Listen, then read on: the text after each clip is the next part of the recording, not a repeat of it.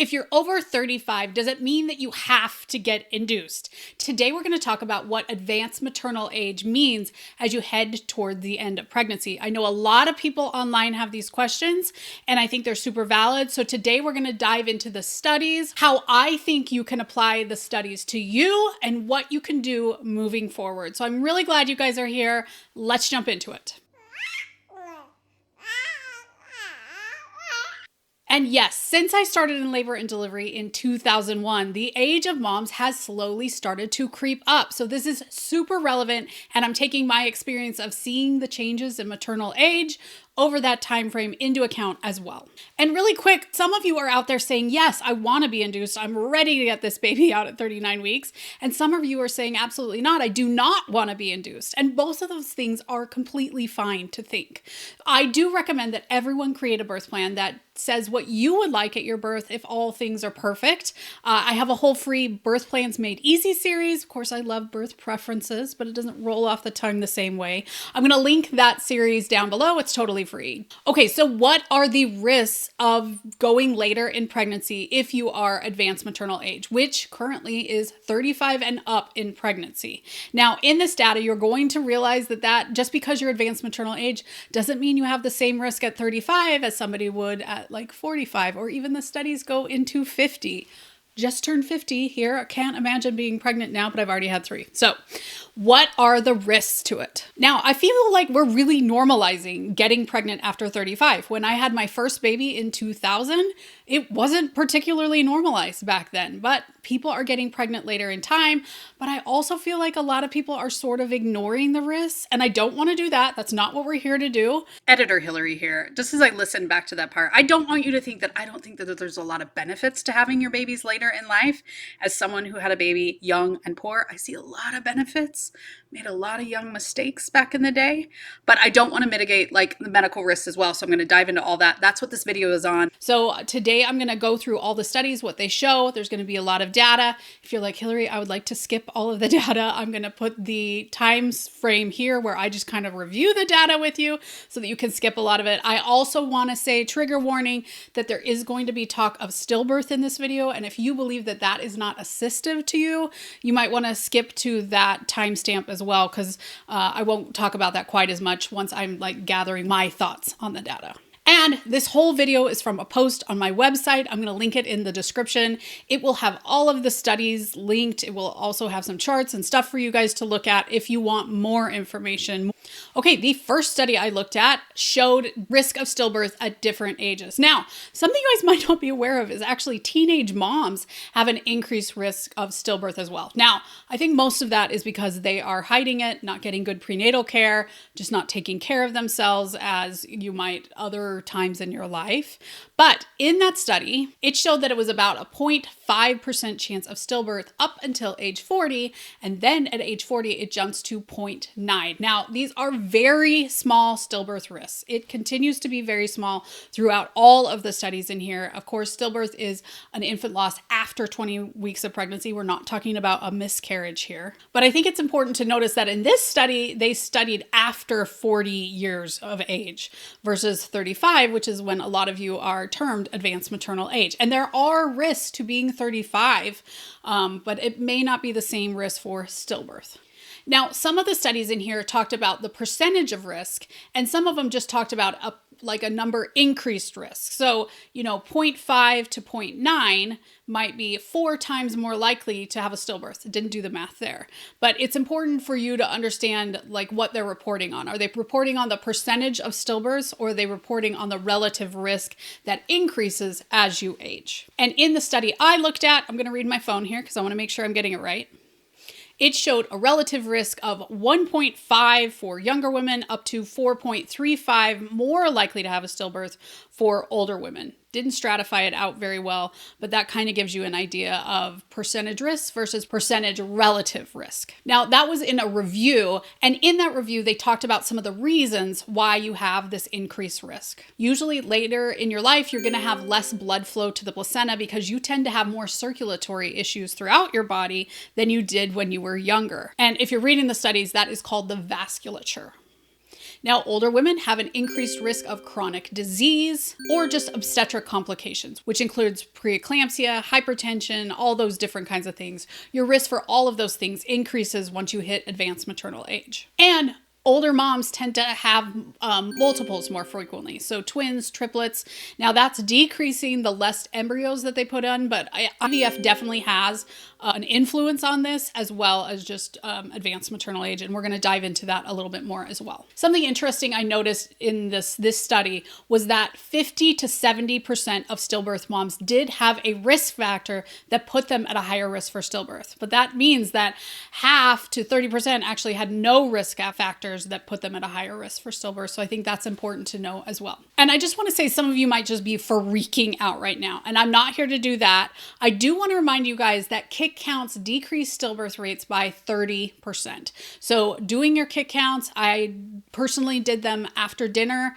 It was a time that my baby moved a lot, and I did them every day from about 27 weeks on. And by every day, I mean most days. There were days I forgot. I'm going to put my cheat sheet on how to do kick counts down below, because it is one of the best things you can do to make sure that you have a healthy pregnancy outcome for you and baby. And several of the studies said, the stillbirth risk is still very low. It's not a reason to not have a baby.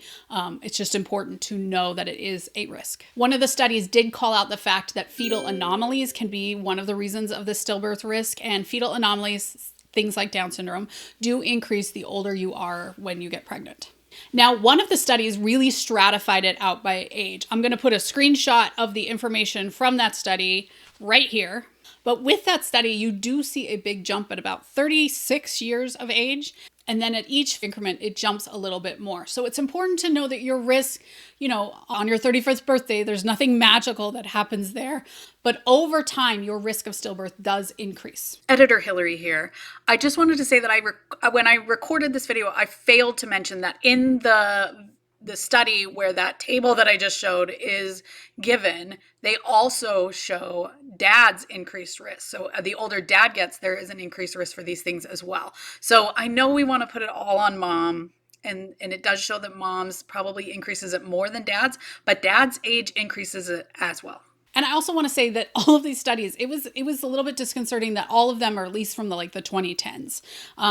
But, as you think about it, in order to study stillbirths, you have to study a lot of births in order to be able to see the trend, because stillbirth is very unusual, even at advanced maternal ages.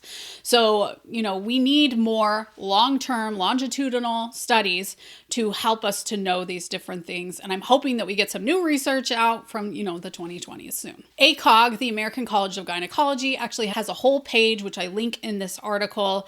And it again calls out the reasons for why you are at an increased risk the older you are. Increased incidence of IVF, increased diabetes, that's a big one, increased blood pressure issues like preeclampsia or hypertension, and again, increase in genetic issues like Down syndrome, but other things as well. And all of those are increased with advanced maternal age. Now, that doesn't mean that you have those things. It's important to know these things. They are called comorbidities. They are other things that are going on, not just that you are old.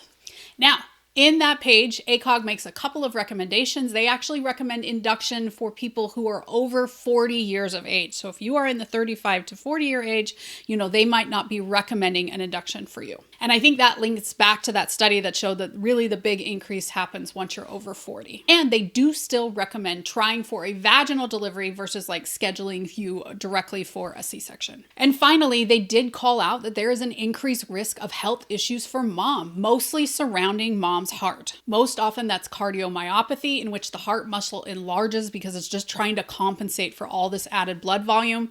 You're older, your heart is older, and so that's something to think about as well. This is not entirely just about stillbirths. Editor Hilary again to say that something I didn't discuss in this entire video is the fact that we know that stillbirth rates increase the longer you are pregnant, and that curve goes up sharply starting at about 39 weeks of pregnancy. We know you just have a higher risk. The belief is that the placenta starts to wear out, more things complicate things, everything like that. But we know that across the age spans, and so that's where the root of this is. And then because you have an increased risk of stillbirth plus you're past 39 weeks of pregnancy, pregnancy, the rate does increase dramatically. So I wanted to include that here in the data as well. Okay, so what does Hilary think about all this different data after I read it?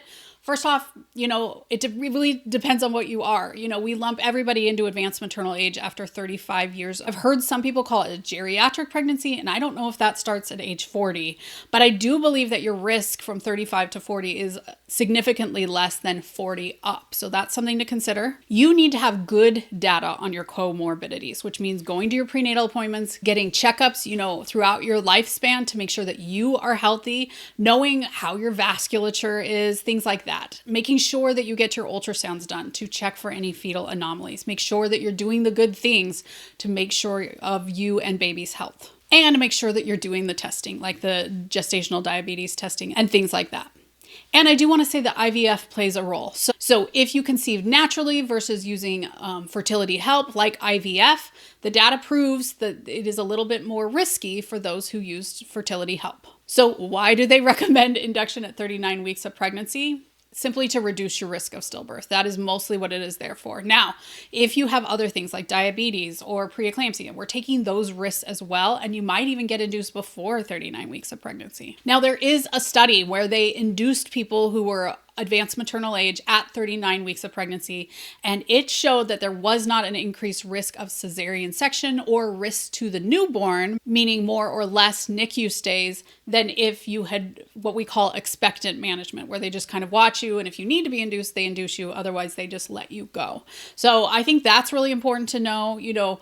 Doctors are weighing the increased risk of stillbirth with, as that study shows, not really an increased risk of C-section or problems with the baby. But you may be weighing different things, being in the hospital longer, having to have an IV. There's all these different things, which again, grab that birth plan thing so you can kind of outline what's important to you.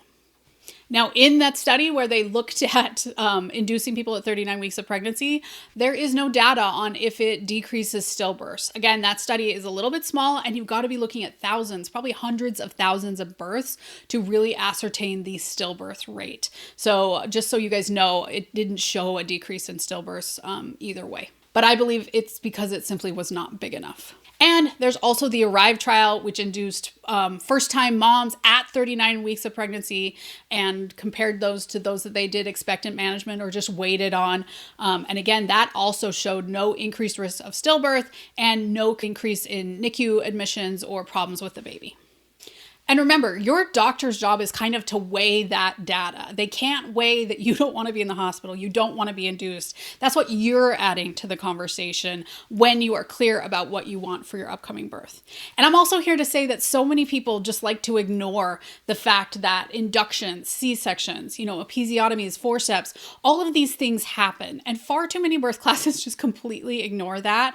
And I think it's important to get prepared not only for like the physiology of birth, but also making choices if those things come up. So taking a good birth class that goes over those different things, how to talk with your provider about them, and making the best choice for you is so important. The birth class that I recommend does just that. It has a whole induction chapter. It has a whole C-section chapter that I recommend everyone go through just in case you end up needing them. I'm going to link it down below. Now, some of you are out there thinking, could they induce me earlier? I am so tired of being pregnant. And I will say that looking at the total population, the older you get, the more your body is just waving the white flag at the end of pregnancy. A lot of you are going to be very ready for that induction at 39 weeks of pregnancy. And this just gives you kind of a valid reason to go in and get it done. However, ACOG has shown that as long as the hospital can tolerate it and they're not too busy to allow it, everyone should be offered an elective induction at 39 weeks of pregnancy because it does decrease the stillbirth rate across the board. Now, how do we apply those studies to your situation? Because that's really what's important here, right? The studies give us broad swaths of data over lots of different people, but you are looking at you and what you want and need for your upcoming birth. Some things to ask yourself. First off, did you conceive this baby naturally or did you use IVF? Naturally, a little less risk. IVF, a little higher risk. Again, that doesn't mean that your risk is higher, but just overall, we know that. Do you have comorbidities? Things like preeclampsia, diabetes, high blood pressure, any vasculature issues? Do you have any of those those problems already. Any heart issues, things like that.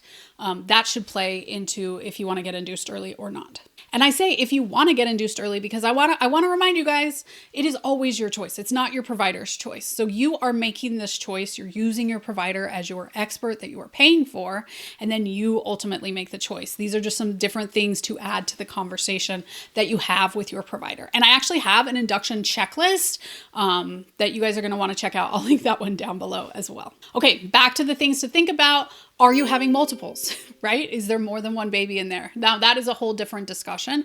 But if you're heading into your third trimester and you're pregnant with multiples and you're advanced maternal age, I think that's something to consider as well. Although I do think most of those women think they're going to go early, which is fair. The next question is, how old are you actually? Are you only like a week past your 35th birthday, or are you headed to 50, right? Those are two very different things. And I kind of hate that we lump everybody into the same category.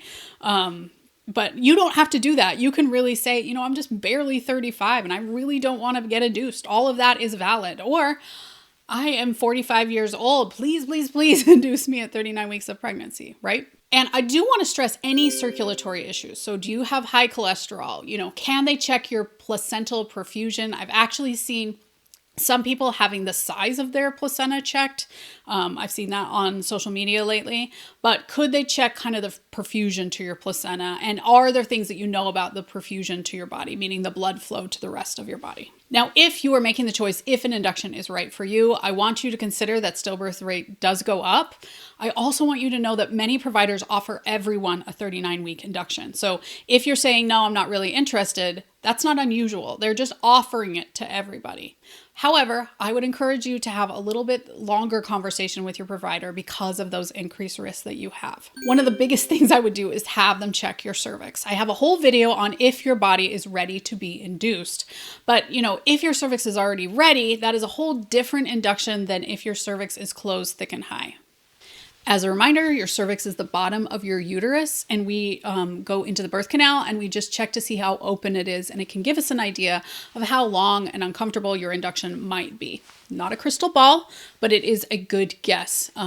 A closed, thick, and high cervix usually means a longer induction than if your cervix is 2 to 3 centimeters, feels nice and soft, and things like that. So I would combine the risks with, what you're seeing with your cervix, what your comorbidities are, and then you can make a choice. Now, there is a whole lot of gray area in labor and delivery. Everybody thinks it's just black and white in science, but it's not that way at all. And there are some things that you can do, even as you head past 39 weeks of pregnancy, if you prefer not to have an induction, that can still make sure that you and baby are healthy. Most often, they're going to be ordering weekly or even bi-weekly NSTs, meaning twice a week, for you and baby to make sure that baby's doing well in the womb. It's a great indicator of how baby's doing. Again, you can still do daily kick counts on top of the NSTs, which I think is a great thing to be doing. You can also say, you know what? Today I'm a no, but can we make an appointment in a couple of days, which, if you're later in pregnancy, you're seeing them very frequently. And I want to go over this with you then and kind of see how I'm feeling, see what your cervix is a couple days from now. You could try some of the things to ripen your cervix. I have a whole video on that can help. I'll link that one down below as well. But, give me a couple days and we'll see how it goes. Of course, in the meantime, you're going to those NSTs and you are doing your kick counts. Making a choice means that you understand kind of your basic options before you're offered them. And your provider just doesn't have the time in the room to go over all of the things throughout your whole pregnancy, which is why I think a great birth class can be so helpful. Again, I will link the one that I recommend down below. It can be really tricky to making your mind up about having an induction. I actually have a whole playlist that kind of walks you through the different steps and includes some information that busts some myths about induction. As a mom who has had 3 births without induction and 1 completely induced, I give some of my experience in there as well as talking to thousands of other moms. So check out that playlist. But I hope you guys found this video helpful. Thank you for joining us here on The Pregnancy Nurse, where we get you prepared, not scared, for your upcoming hospital birth.